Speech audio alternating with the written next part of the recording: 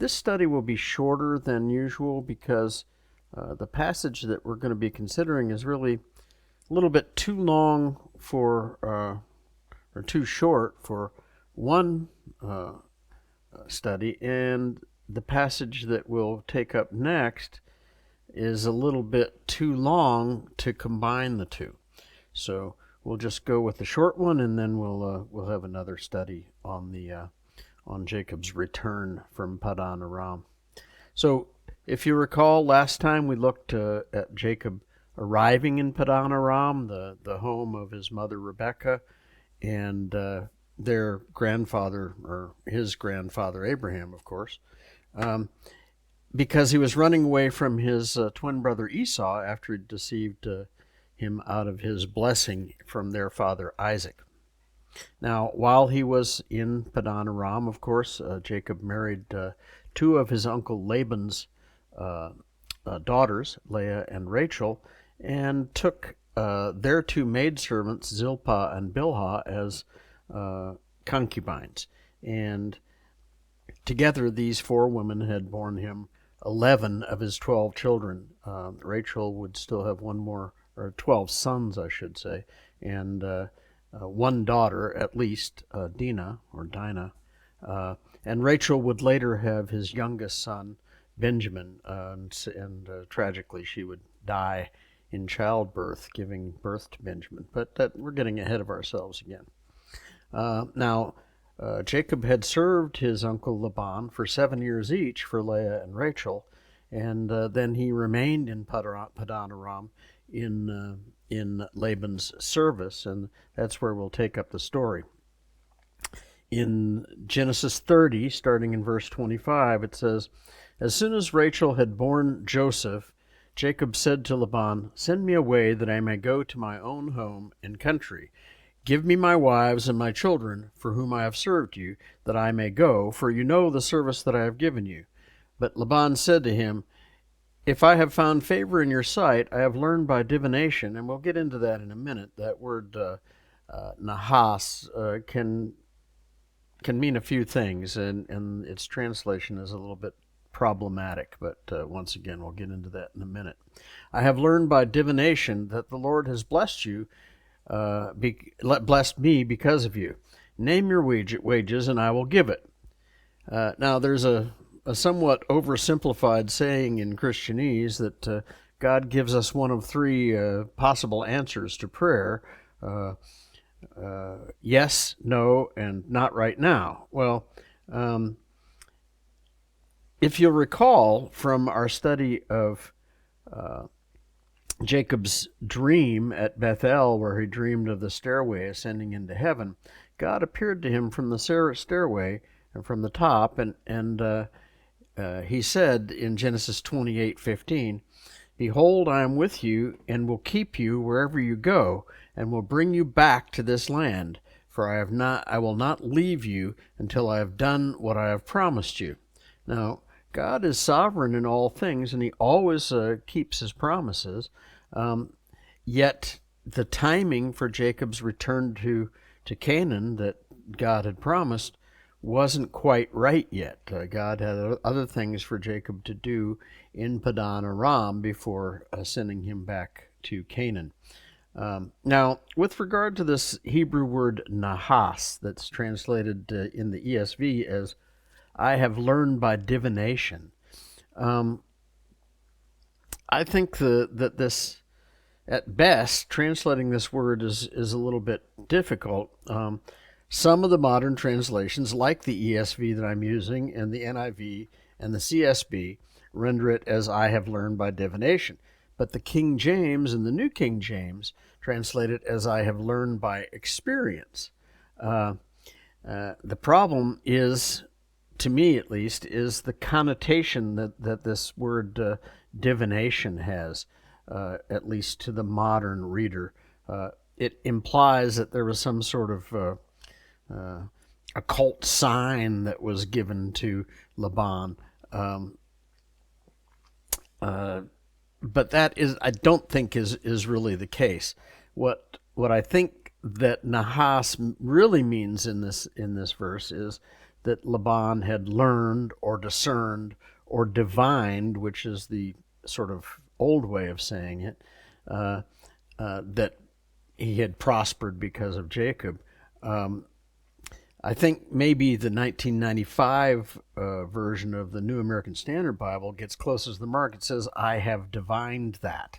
But as I said, even that is a problem because we don't really say that anymore in English. I divine this or I divine this. So modern English speakers might not understand. But what he really means is, I've come to be aware, or I know that I have prospered because of you. But all that speculation aside, God clearly intended for Jacob to remain in Paddan Aram. And what's interesting or ironic is that Laban recognized that, even though Jacob did not. So continuing on now in verse 29, Jacob said to him, you yourself know that I have served you and how your livestock has fared with me. For you had little before I came, and it has increased abundantly, and the Lord has blessed you wherever I turned. But now when shall I provide for my own household also? Now, we really don't know anything about Laban's economic status prior to Jacob's arrival. Of course, they'd gotten Nahor, Laban and Rebekah's father, had received quite a significant bride price from Abraham's servant, and they didn't turn it down. But surely they weren't really destitute before Jacob arrived. Maybe Jacob was just being a little bit melodramatic as he was, coming to Laban looking for a pay raise.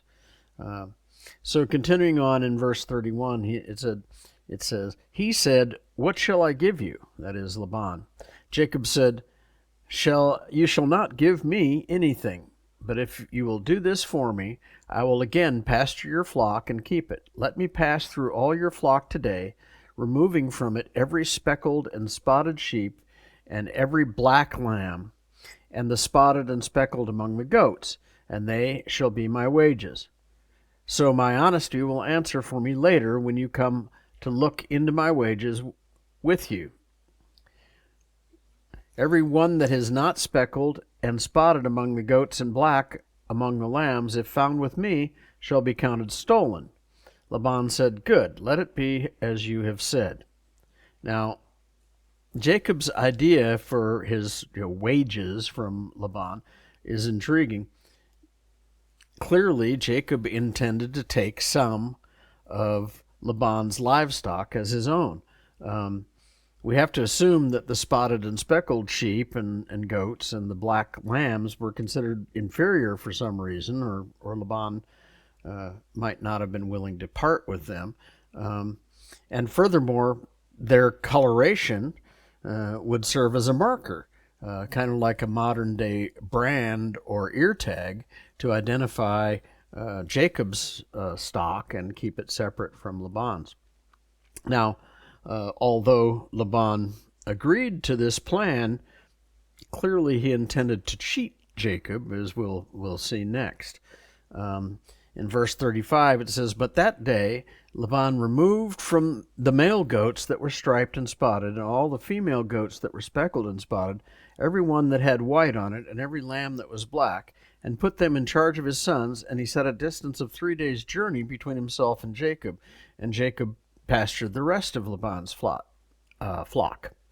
Now, Laban was a liar and a cheat and a backstabber. We've already seen that when he pulled the old switcheroo on Jacob with Leah, when he had told Jacob that he was going to be working for him for 7 years for Rachel, and then he put Leah in his place, and through that managed to get 14 years of free labor out of Jacob for his two daughters. But that all begs the question: why does God let the wicked prosper? It's an age-old question. There are lots of psalms about it. Start out with "How long, O Lord?" Right? Why does He allow this? Now, in this instance, we need look no further than God's plan and promise, really, to bring forth from Jacob's offspring, from the offspring of Abraham and Isaac and Jacob and then Judah and on, Jesus, through whom all of the families of the earth would be blessed. That was God's plan, and he allowed Laban to sort of take advantage of Jacob because he wanted Jacob's wife Leah to have Judah, and then after that, through Judah, Jesus. So in verse 37 it says, Then Jacob took fresh sticks of poplar and almond and plane trees and peeled white streaks in them, exposing the white of the sticks. He set the sticks that he had peeled in front of the flocks in the troughs, that is, the watering places where the flocks came to drink. And since they bred when they came to drink, the flocks bred in front of the sticks, and so the flocks brought forth striped, speckled, and spotted. And Jacob separated the lambs and set the faces of the flocks toward the striped, and all the black in the flock of Laban. He put his own droves apart and did not put them with Laban's flock. Whenever the stronger of the flock were breeding, Jacob would lay the sticks in the troughs before the eyes of the flock, that they might breed among the sticks. But for the feebler of the flocks, he would not lay them there. So the feebler would be Laban's, and the stronger Jacob's. Thus the man increased greatly and had large flocks, female servants and male servants, and camels and donkeys. Well, now, obviously, it was God's sovereign will, as we've just said, that caused Jacob's flocks and herds to prosper in Paddan Aram, along with his children being born there, despite Laban's initial rustling of Jacob's flock and flocks and herds and giving them to his own sons. In fact, God made Jacob prosperous in Paddan Aram despite his lack of trust and lack of faith, not because of this silly, witchcraft that Jacob had perpetrated. Notice also that God blessed Jacob despite Jacob's effort to cheat Laban by only placing the sticks in front of the stronger breeding stock. As we've seen before, both Jacob and Laban were schemers and connivers and cheaters that were always looking to get ahead at somebody else's expense. In this respect, they both richly deserved the treatment that they got from each other. But, God allowed them both to prosper despite their despicable business dealings, because his plan was to bring forth Jesus from Jacob's line. Now, what really confuses me about this story, though, is the fact that God has allowed it to be included in his word. Certainly, it does very little to reveal the true nature of Jacob's stay in Paddan Aram, that is, to marry Leah, and that she would have Judah, and that in turn Judah's line would bring forth Jesus. This story about the sticks doesn't really serve to illuminate that fact, the gospel. In fact, it tends to obscure it.